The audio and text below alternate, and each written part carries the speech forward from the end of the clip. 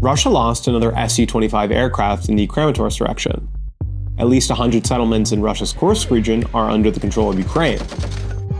The Summer Paralympics start in Paris. Ukraine will compete in 17 sports. Hi, I'm Daniel Kasoy, and this is United24 Media. Russia attacked the city of Kryvyi Rih in the Pokrovsk region this morning. At least 9 people were injured, reported the head of the regional administration. Infrastructure and cars were also damaged. And the death toll of Russia's attack on the city on the night of August 27th has risen to 4. 5 other civilians were injured. According to the state emergency services, Russian forces launched a missile attack, striking a hotel and partially destroying the 4-story building. Residential buildings, shops, and vehicles were also damaged. I am sick. I have diabetes, high blood pressure. I almost died. I've been taking medicine, didn't fall asleep until the morning. My head was bursting. I don't know, I could probably die from all of this. During the night, on August 27th, Russian forces used more than 90 aerial threats against civilians and infrastructure. The day before that, on Monday, Russia launched 236 aerial threats against Ukraine, reported the commander of the Ukrainian Air Force, Mykola Oleshchuk. According to him, Ukrainian defenders employed a combination of aviation, surface-to-air missile systems, mobile fire units, and electronic warfare to intercept and destroy 201 of these aerial threats. F-16 jets, provided by Western partners, took part in repelling the massive combined Russian air attack on Ukraine on August 26th. This was stated by the Ukrainian President, Volodymyr Zelenskyy. You said about F-16, there's a very good result, very good. Nobody talked about it, but we destroyed already in this huge attack of Russians. We destroyed already some missiles and drones using F-16. I will not share how many, but we did it, thanks to partners that they gave us F-16s provided to us. But again, it's not enough. We're a small number of F-16, and we need to do wider training mission and etc. We have propositions to the United States. It depends on their permission. They have to be positive on it. They have to look at this real. Because we speak about our territories, not about American territories.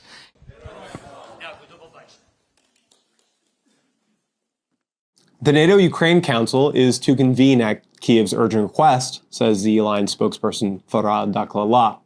The meeting will be held today and comes after the recent waves of heavy Russian strikes against Ukrainian civilians and infrastructure. Defense Minister Rustam Umerov is expected to brief the North Atlantic allies via video link on the battlefield situation and priority capability needs. Ukraine has successfully tested its first domestically produced ballistic missile, stated President Volodymyr Zelenskyy at the Ukraine 2024 Independence Forum. However, no further details were disclosed. I thought it might be too soon to talk about it, but I want the public to appreciate the work of our people who are working 24/7 in our defense industry. There was a first successful test of Ukraine's first ballistic missile. Ukrainian fighters of the 28th Brigade Air Defense Unit hit a Russian Su-25 aircraft. According to the commander of the ground forces, this action took place in the Kramatorsk direction, where the Russian jet was trying to shell positions of the Defense Force units. Another Russian oil depot has been targeted by a drone strike in the Rostov region, says the local governor. It is reported that 2 drones flew into the depot and set the reservoir aflame. At least 3 oil tanks were damaged as a result of the attack. This follows the recent targeting of another Russian oil depot in the Rostov region, in the district of Proletarsky, which is still ablaze, 10 days after the initial hit. Ukraine continues its operation in Russia's Kursk region. As of this moment, at least 100 cross-border settlements are under Ukrainian control, reported the commander-in-chief, Alexander Syrsky. The Ukraine 2024 Independence Forum gathered Ukrainian authorities to review their work. Among the myriad of journalists' questions, the most recurring was on Ukraine's objective in the Kursk operation. As of today, we have taken control of 1,294 square kilometers of territory and 100 settlements located on this territory. And there was another update from the commander-in-chief, For the first time since the beginning of the operation, he provided the official number of the Russian troops captured in the Kursk region. Also, thanks to the successful actions of our troops, we have significantly replenished the prisoner exchange fund. To date, 594 servicemen of the Russian armed forces have been captured in this area. At the same time, Syrskyi mentioned that nearly 30,000 Russian soldiers have been redeployed to the Kursk region. The commander clarified the main goal of the operation, protecting civilian infrastructure in the Sumy region and diverting Russian forces away from Pokrovsk and Kyiv. They will bury 50 to 60,000 troops there. You'll see. Very soon you'll come to understand the numbers. That's the whole story. These numbers are a prediction of Russian soldier casualties and were made by the Ukrainian president in regards to the Pokrovsk direction. He posited that the Kursk operation is part of a bigger plan to end the war. The operation in the Kursk region is part of a plan which I will be talking with President Biden about. The main point of this plan is to force Russia to end the war, and I really want it to end on fair terms for Ukraine. In the meantime, Zelenskyy already signed orders to strengthen the Ukrainian forces gathered in the Pokrovsk direction, who are enduring the heaviest Russian assaults. Support is also included for the Toretsk, Vremivka and Kurakhove directions. Curfew has been tightened in the Pokrovsk municipality and in the city of Pokrovsk in the Donetsk region. According to the head of the regional military administration, starting August 28th, there will be restriction of movement from 3 p.m. until 11 a.m. This curfew will apply to 14 settlements. A forced evacuation of children with their parents started in 2 more municipalities of the Donetsk region.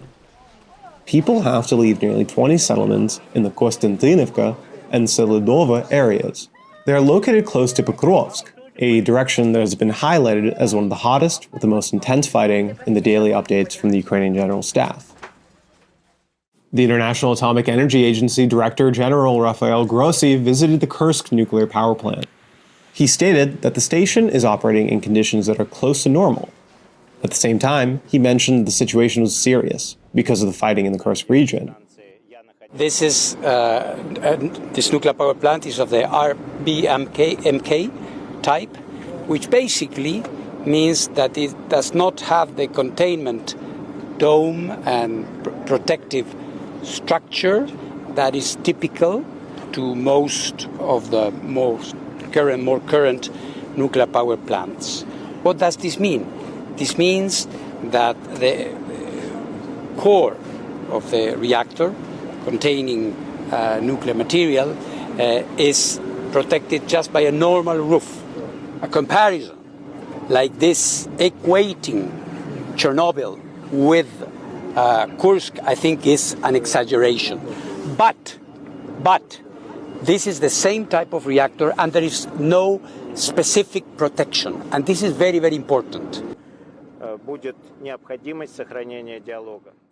The Summer Paralympic Games starts in Paris today and will continue until September 8th. This year, Ukraine will be represented by 140 athletes in 17 sports. The largest number of Ukrainian Paralympians, 37, will be competing in swimming. These Paralympics are the 5th for me, and these Paralympic Games are unique for me on a mental level. I feel that I am the representative of my country, and I understand how important this event is right now.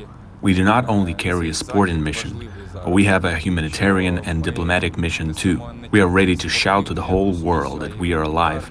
We are ready to fight for our independence, for our identity, and for our country. This is it for today. We're United24 Media. Thank you for being with us, and see you on Friday.